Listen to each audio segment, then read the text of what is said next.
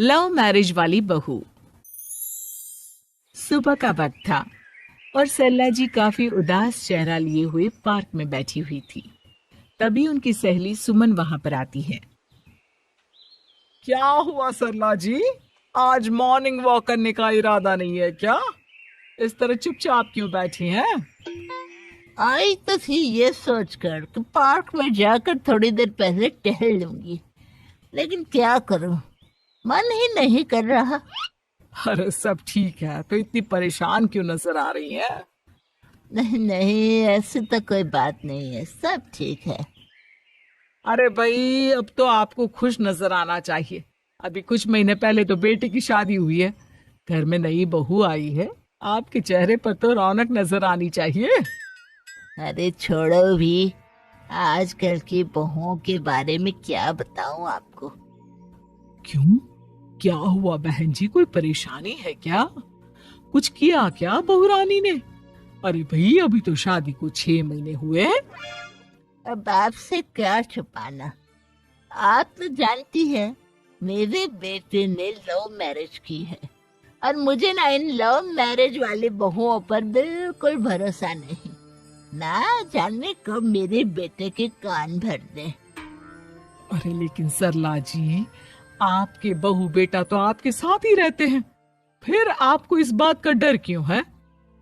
पता नहीं क्यों बहन जी, अभी तो मुझे अपनी बेटी दीपाली की भी शादी करनी है। बस इसी बात को सोचकर परेशान रहती हूँ। ये लव मैरिज वाली बहू पता नहीं कितने दिन परिवार में एडजस्ट कर पाएगी। कल को अगर बेटे को लेकर दूसरी जगह चले गई तो क्या होगा? अरे हाँ, याद आया, दीपाली तो दिल्ली में नौकरी करती है ना? हाँ हाँ, बहुत अच्छी नौकरी लगी है उसकी। और आप किसी से कहना मत, अपने ऑफिस में साथ में काम करने वाला कोई लड़का उसे बहुत पसंद है, बता रही थी मुझे। लेकिन अभी तो आप कह रही थी कि आपको लव मैरिज और इन सब में भरोसा नहीं है। अरे तो क्या हुआ, जहाँ बेटी खुश रहे वहीं मैं खुश हूँ। और वैसे भी बेटी को तो दूसरे घर जाना है, वो लोग जाने और उनकी बहू जाने, मुझे तो बस अपनी बेटी का ब्याह करना है। अच्छा अच्छा, ठीक है ठीक है, जैसी आपकी मर्जी। लेकिन मुझे लगता है कि आप अपनी बहू के लिए कुछ ज्यादा ही सोच रही हैं। क्या पता वो वैसी ना हो जैसी आप समझ रही हो। सरला जी अपनी जगह से उठते हुए कहती है। अब ये तो भगवान जाने, बस मेरी बेटी दीपाली की शादी उसकी पसंद से हो जाए तो मैं गंगा नहा लूं। चलिए, बहुत देर हो गई है, मैं भी अब घर जाती हूँ। अच्छा अच्छा, ठीक है, मैं भी चलती हूँ। अगले दिन जब सरला जी अपने घर पर बैठकर चाय की चुस्कियां ले रही थी, तभी उनकी बहू वहां पर आती है। मम्मी जी, मैंने एक जगह नौकरी के लिए अप्लाई किया था और वहां से सब कुछ पॉजिटिव आया है। मैं भी नौकरी करना चाहती हूँ ताकि घर के खर्चों में थोड़ा हाथ बटा सकूं। अरे बहू, तुम्हें नौकरी करने की क्या जरूरत है? मेरा बेटा अच्छा खासा कमाता है, क्या तुम्हें किसी बात की कोई कमी है? तभी सरला जी का बेटा वहां पर आता है।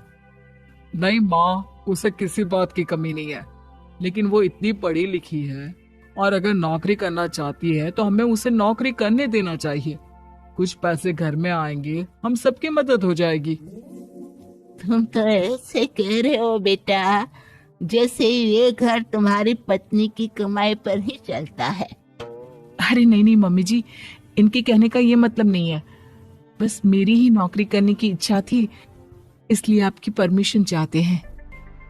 अब भाई, मेरा बेटा तुम्हें लव मैरिज करके घर में लाया है, मैं तुम्हें कुछ कैसे कह सकती हूँ? जो मर्जी आए करो। सरला जी का बेटा और बहू वहां से चले जाते हैं। अब उनकी बहू नौकरी करना शुरू कर देती है। कुछ ही दिन बाद सरला जी की बेटी दिल्ली से अपने घर आती है और अपनी माँ से कहती है, माँ, मैंने आपको बताया था ना, मुझे अपने ऑफिस में साथ काम करने वाले एक लड़के से बहुत प्यार है, मैं उससे शादी करना चाहती हूँ माँ। हाँ हाँ, तो मैंने कब मना किया? अगर तुम उसे पसंद करती हो तो उसके घर वालों को कहो, हम आपस में बात करके तुम्हारी शादी तय कर देते हैं। अरे लेकिन माँ, एक बहुत बड़ी परेशानी है। क्या परेशानी है बेटा?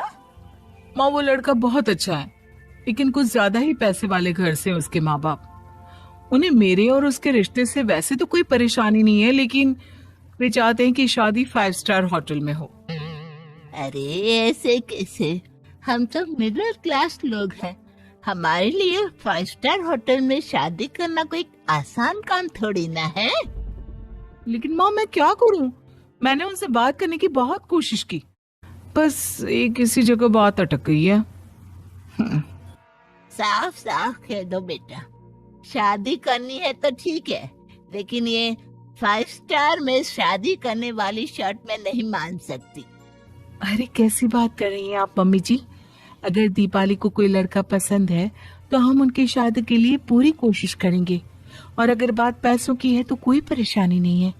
हाँ हाँ, तुम्हें तो बस बहुत आसान लगता है सब। जिस तरह तुमने मेरे बेटे से इतनी आसानी से शादी कर ली, सारे काम उतने आसानी से नहीं होते। समझ में आया? हर काम करने में पैसे लगते हैं। लेकिन माँ, मैं उस लड़की को बहुत पसंद करती हूँ। सही बात है बेटा, लेकिन तुम उस लड़के से साफ साफ कह दो, अगर उसे तुमसे शादी करनी है तो अपने घर वालों को मनाए। अगर नहीं मना सकता तो तुम दोनों अपनी गृहस्थी अलग से कहीं सेट कर लो। कोई जरूरत नहीं है अपने माँ बाप के साथ रहने की। मम्मी जी, ये आप क्या कह रही हैं? मैं भी तो आपकी बेटी के साथ लव मैरिज करके आई हूँ। अगर मैंने भी ऐसा ही किया होता तो? लो, अब तो मुझे उल्टा जवाब देने लगी। देखो बहू, मैं तुम्हारी सास हूँ, मुझसे ठीक से बात करो। लेकिन माँ, भाभी ठीक तो कह रही हैं। हाँ, अगर बात शादी के खर्च की है तो मैं उस लड़के से कुछ कह सकती हूँ, लेकिन उससे अपने घर वालों से अलग होने के लिए कहना, ये सही होगा क्या? आप तो समझिए माँ। और वैसे भी मम्मी जी, मैंने कुछ महीने पहले जॉब करना शुरू कर दिया था और अपनी पूरी सैलरी बचा कर रखी है। आप चिंता मत कीजिए, मैं दीपाली की शादी में कोई कमी नहीं होने दूंगी। तुम अपनी सारी तनख्वाह मुझे मेरी बेटी की शादी का खर्च करने के लिए दे दोगी? हाँ माँ, मैंने भाभी को पहले ही सब कुछ बता दिया था और वो इस बारे में सब कुछ जानती थी, इसीलिए उन्होंने पहले ही नौकरी करनी शुरू कर दी ताकि मेरी शादी धूमधाम से हो सके। तभी सरला जी का बेटा वहां पर आता है। देखा माँ, जैसा हम हर समय समझते हैं वैसा होता नहीं है। आपको लव मैरिज करने वाली बहू से नफरत थी ना, लेकिन अपनी ही बेटी की लव मैरिज पर आपको कोई एतराज नहीं था। ये तो गलत बात है ना?